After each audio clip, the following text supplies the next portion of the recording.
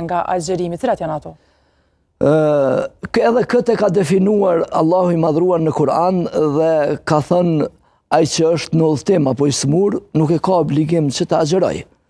Edhe kategoritë pra që kanë smundje kronike, gratë me të përditshmet e veta dhe gjithashtu ata që kanë smundje që nuk mund të konsumojnë barnat e tyre vetëm gjatë iftarit dhe syfyrit, ka njerëz që duhet të konsumojnë edhe ma shpesh ushqim dhe ju rrezikohet shëndeti. Allahu i madhruar nuk ka dëshiruar për robin e vet, për njeriun, që ta ngarkoj me diçka që nuk mund të bartë. Dhe agjerimi pra nuk është obligim edhe për fëmijët e moshave shumë të vogla.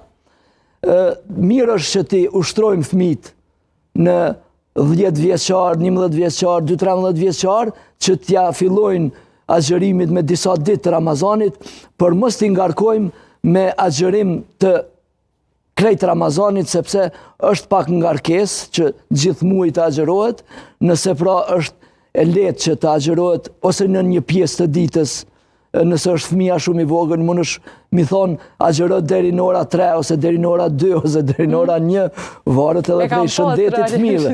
Gjithë ne kemi pas këto përvoja, fëmijët që kanë dashur edhe mu qunë syfyr me neve dhe më thonë, jo, unë kom agjeru sot, po baba dhe nana e ka për obligim me kontrolu fëmin, pa tjetër edhe shëndetin e ti, dhe ata që janë smur, nuk kanë mundësi me agjeru, prap se prap edhe për ta ka kompenzim.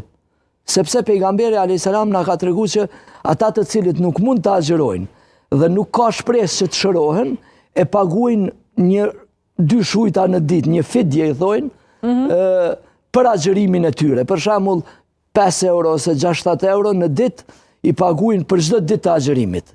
Nëse plaku, për shembull, është i smur dhe ai nuk ka shpresë që agjerimin ka me zbatu, ka me praktiku mas Ramazanit. Kurse gratë, për shembull,